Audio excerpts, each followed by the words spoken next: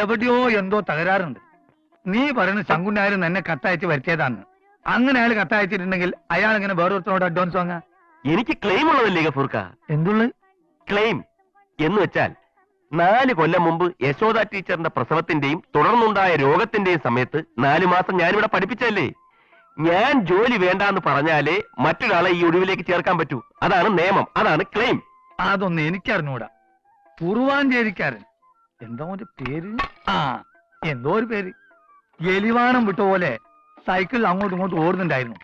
Advance കൊടുത്ത് വരുന്ന വഴി ഇന്റെ അടുത്ത് വന്ന ഒരു ചായയും കണ്ട കൽത്തപ്പം തന്നതാ. അഡ്വാൻസ് കൊടുത്തു എന്ന് അവൻ പറഞ്ഞോ? പരിചയമില്ലാത്ത ആളുകളാവുമ്പോൾ നമ്മൾ ഓരോ വിശേഷങ്ങളൊക്കെ ചോദിക്കുമല്ലോ. അക്കൂട്ടത്തിൽ അഡ്വാൻസ് കൊടുത്ത കാര്യം അയാളിനോട് പറഞ്ഞു. ചുമ്മാ തട്ടി വിട്ടതായിരിക്കും. സ്കൂൾ കെട്ടിടത്തിനൊരു വിള്ളലുണ്ട്, അതിന്റെ പണി കഴിഞ്ഞാൽ ഉടനെ എനിക്ക് ചേരാവുന്ന മാനേജറല്ലേ പറഞ്ഞത്. അപ്പോ എങ്ങനെയാ ഗഫൂർക്ക, കുറച്ചു ദിവസം ഇതിന്റെ മേളിലൊന്ന് താമസിക്കാൻ വേറൊരു സ്ഥലം കിട്ടുന്നവരെ? അതിന്റെ മേലെ ചിരട്ടും വർഗും പഴയ സമാവറും ഒക്കെ ആയിട്ട് ആകെ കരി പിടിച്ചെടുക്കല്ലേ. അത് ഞാൻ അന്ന് താമസിക്കുമ്പോഴും അങ്ങനെ തന്നെ ആയിരുന്നല്ലോ. കുഴപ്പമില്ല ഗഫൂർക്ക, ഉറക്കം വരുമ്പോ ഒന്ന് ചാരിയിരിക്കണം, അത്ര തന്നെ.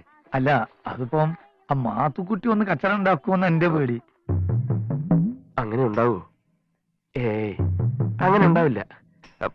മേലെ പൂട്ടിയിട്ടുണ്ടോ? ഇല്ല, പൂട്ട് റിപ്പയറിന് കൊടുത്തിട്ട് ഇതുവരെ കിട്ടിയിട്ടില്ല. അന്ന് കൊടുത്തിട്ട് ഇതുവരെ കിട്ടിയില്ലേ? എവിടെ കിട്ടാൻ? അതിനാ കൊല്ലം കാണാനും ദുബായി പോയില്ലേ. ഓ,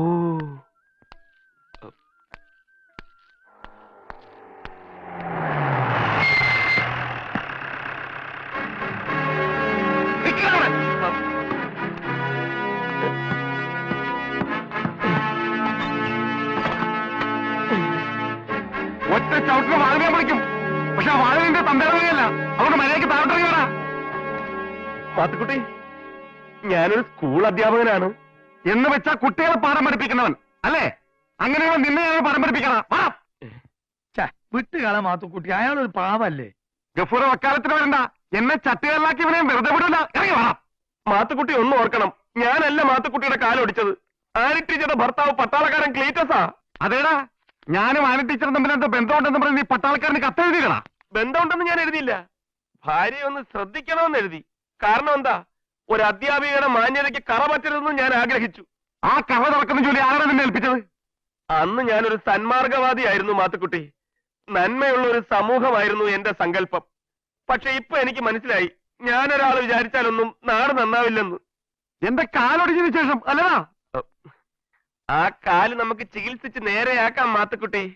എടാ, നിന്നോട് താഴോട്ടിറങ്ങി വരാനാ പറഞ്ഞത്. എന്റെ ഒരു കാലിന് പകരം നിന്റെ 2 കാല്. നീ വിചാരിച്ച് മാനേജറെ നിനക്ക് കത്തയച്ചല്ലേ? അല്ലടാ, ഞാനാ അയച്ചത് നിന്നിവിടെ വരുത്താൻ.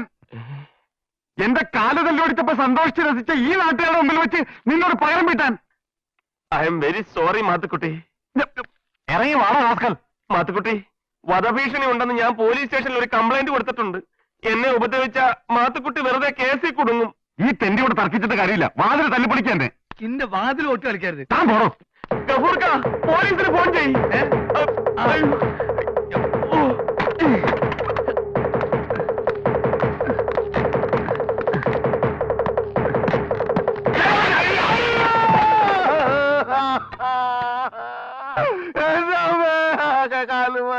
എടുത്തു പൊക്കടാ അച്ചായനെ.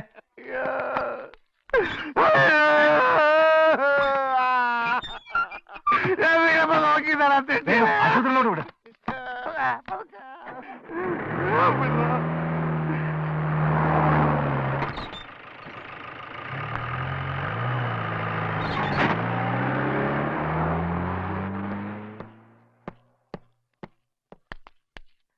പാവം മാത്തുക്കുട്ടിക്ക് പരിക്ക് ഒരുപാടുണ്ടോ ഗഫൂർക്ക? ഉണ്ടെങ്കിൽ എടോ, പടത്തു വന്നിപ്പോ പണ്ടത്തെ പോലെയല്ല. പാടത്ത് പണി വരുമ്പത്ത് കൂലി. കള്ള സുവറിന്റെ കോണി പൊളിച്ചിട്ട്. അത് ഞാൻ നന്നാക്കി തരാം. എന്തിന്? അതൊന്നും വേണ്ട, നാട്ടിൽ ആശാരിമാരുണ്ട്. മാനേജറല്ല, മാത്തുക്കുട്ടിയാണ് എനിക്ക് കത്തയച്ചെന്ന് പറഞ്ഞല്ലോ. കേട്ടല്ലോ, ഞാൻ പറഞ്ഞു കേട്ടോ, എവിടെയോ എന്തോ തരാറുണ്ടെന്ന്. ശങ്കുന്നായരാരാ മോൻ? പോലെ എലിവാണം.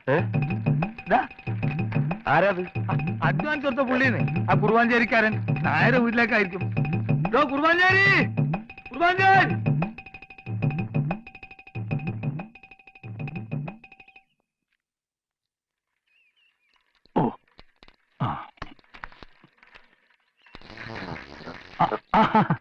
സൈക്കിൾ കൊണ്ട് വെച്ചാൽ എന്താണ് പണം ശരിയായോ? അത് ശരിയാവാതെ ഇവിടെ പോവാ. ആ. പിന്നെ സാറിന്റെ സ്കൂളിൽ DPP പാഠ്യപദ്ധതിയാണെന്ന് കേട്ടു.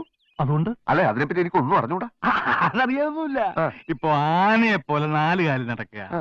ആമയെ പോലെ അഴിയുക, ആ. കൊരങ്ങനെ പോലെ ചാടുക, ആ. പട്ടിയായിട്ട് കുരയ്ക്കുക, ആ. പക്ഷിയായിട്ട് ചെലിക്കുക, അതൊക്കെ തന്നെ ഉള്ളൂ. അപ്പോ മിമിക്രി അറിഞ്ഞിരിക്കണം. മിമിക്രിയോ? അല്ല, ഇതൊക്കെ ആ വകുപ്പ് പെടുന്നതാണല്ലോ. ആ. എറണാകുളത്ത് മിമിക്രി പഠിപ്പിക്കുന്ന ഒരു സ്ഥലമുണ്ടെന്ന് കേട്ടു. ഞാൻ ഉടനെ അങ്ങോട്ട് പുറപ്പെട്ടാലോ? എങ്ങോട്ട് പുറപ്പെട്ടാലും വേണ്ടില്ല, എനിക്ക് ബാക്കി പണമാണ് പ്രശ്നം. അല്ല, മിമിക്രി പഠിക്കാൻ ഫീസ് കൊടുക്കണ്ടേ? അപ്പൊ ആ തോയം കഴിച്ച് ബാക്കിയാ നന്നാ പോരെ? അതൊന്നും എനിക്കറിയണ്ട.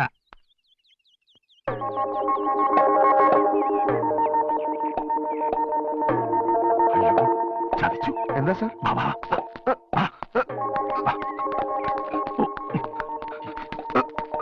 അങ്ങോട്ടല്ല, ഇങ്ങോട്ട്.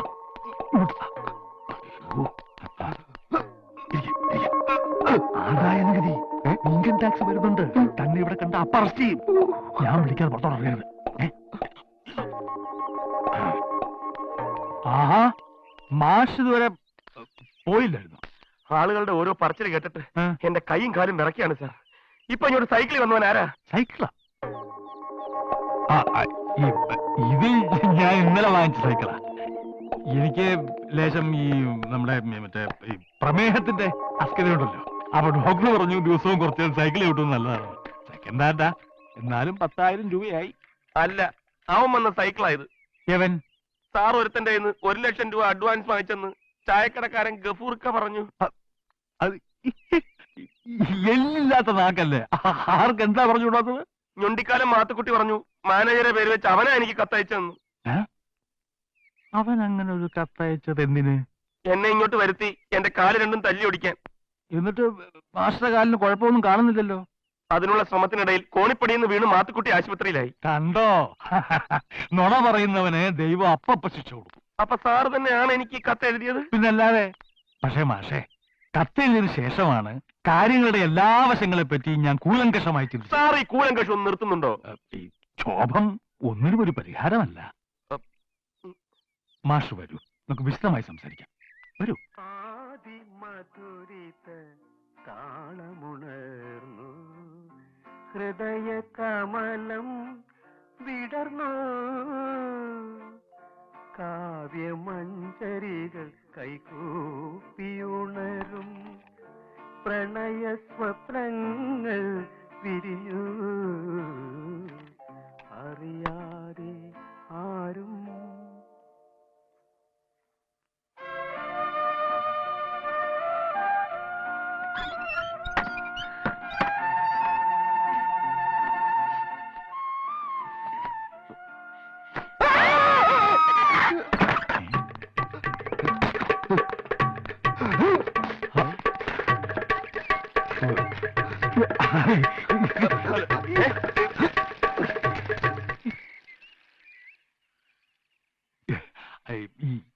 എന്റെ ഒരു അനന്തരവൻ ചെറുക്കൻ.